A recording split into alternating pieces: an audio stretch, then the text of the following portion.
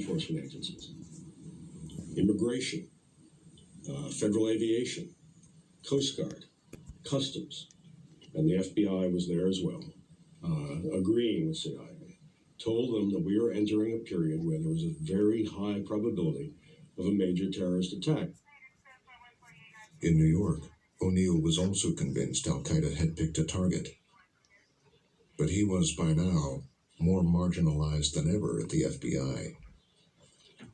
And so in July of 2001, when that memo from the Phoenix office pleading for investigations of flight schools made its way to headquarters, it was not passed on to O'Neill or Mon in New York. Nor was the struggle that August of the Minnesota office to investigate the alleged 20th hijacker, Zacharias Moussaoui. The most sophisticated office in the FBI, the office that, under O'Neill, had been dealing with these matters for 6 years, apparently was out of the loop.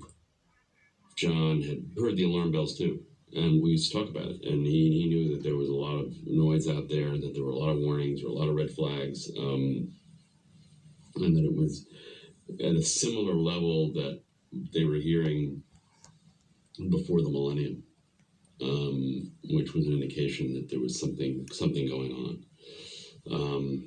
And yet he felt that he was frozen out, that he was not in a capacity to really do anything about it anymore, because of his relationship with the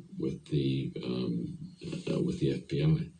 So it was a source of real anguish for him. O'Neill's after-hours reveries around Manhattan took on a morose quality. He knew it was time to go, but where? His friend at the White House, Dick Clark, had an idea. Shortly after the Bush administration came into office, the question came, well, who would you recommend to do the terrorism job? And I came up with 4 or 5 names. The first name that came to mind was John O'Neill. But the job required Senate confirmation.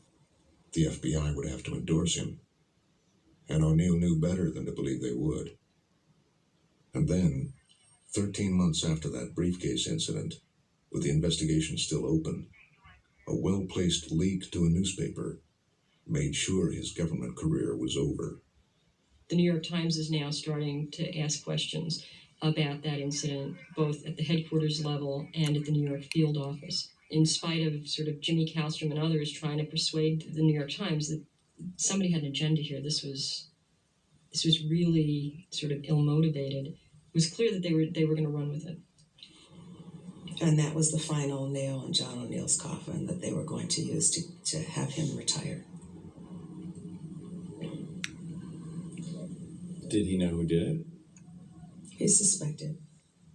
Did he confront them? Yes. And what happened? It was completely denied. The person that he felt did it said absolutely not, wouldn't want to hurt you in any way, shape, or form. It's been reported that it was Tom Picard. That's who John felt it was. Tom Picard.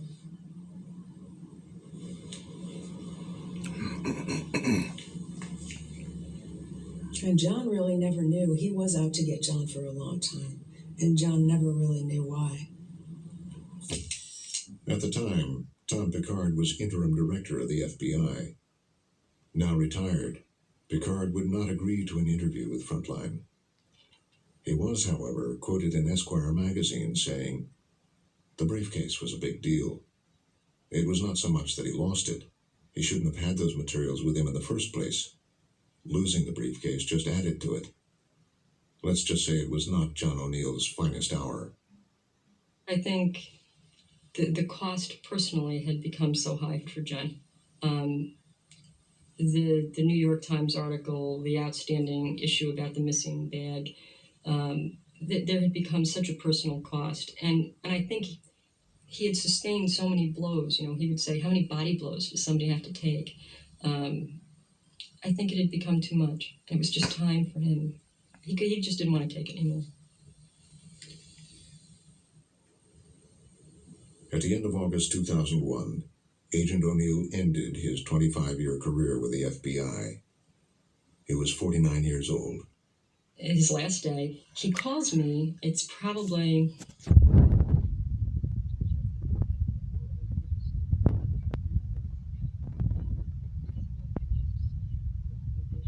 agents back into Yemen, and I wasn't leaving here till I did it, because I promised that we would send them back. When I pulled them out, I had to, but I was determined to be the one who signed the piece of paper to send them back.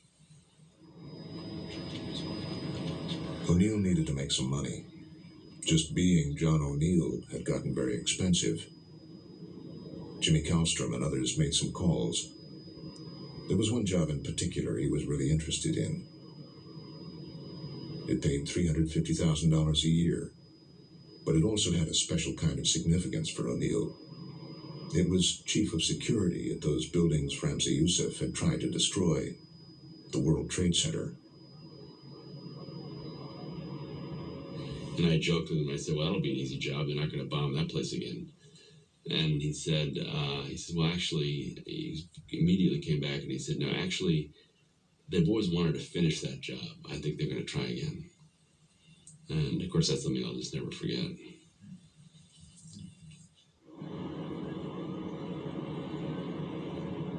On the night of September 10th, John O'Neill did what he loved doing, and he did it from his favorite table at Elaine's.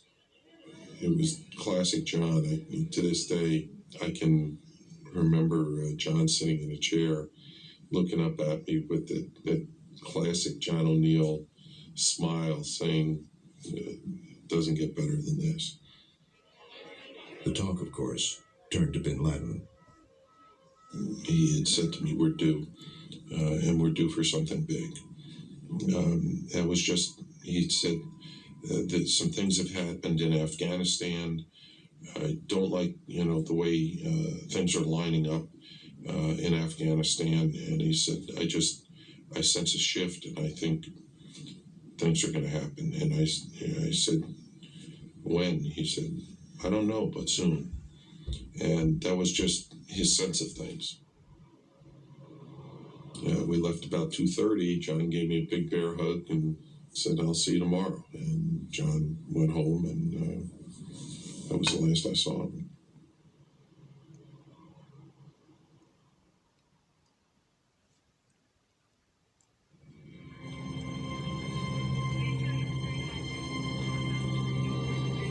It appears that there is more and more fire and smoke enveloping the very top of the building. Oh my God! That looks like a second plane. Has just hit.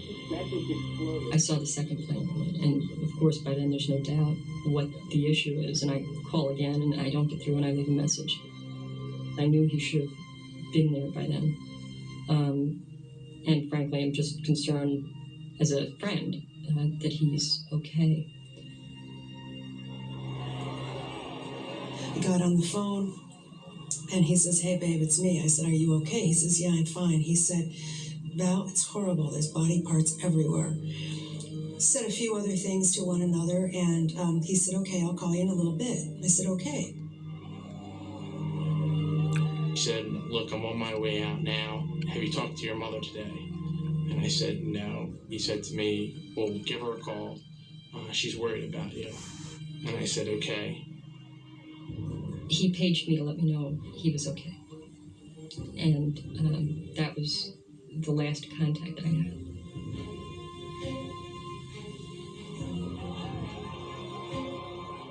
I was running down the street right after I got around St. Vincent's Hospital on the Y, and I started to run a little bit. I saw the South Tower collapse.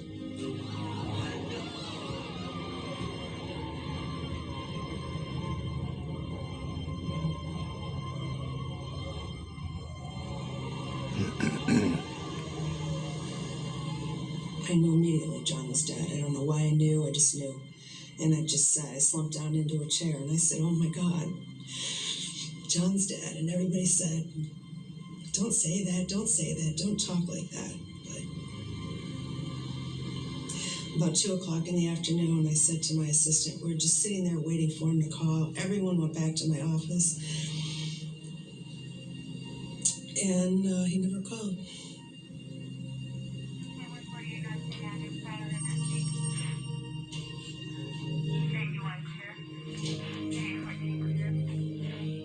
the aftermath, what John O'Neill had come so tantalizingly close to discovering became clear. Some of it came from Yemen, from that suspect Al-Quso. He told about a secret meeting in Malaysia, attended by 2 coal-bombing conspirators, Nawaf al-Hazmi and Khalid al-Midar. They had been coming in and out of the U.S. on legal visas. They trained in American flight schools.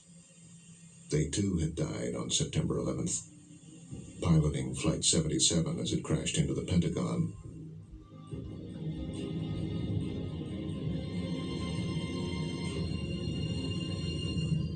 Among the 2,801 people murdered on September 11th, in the debris of a fallen stairwell under what was once the South Tower of the World Trade Center, they found John O'Neill's body.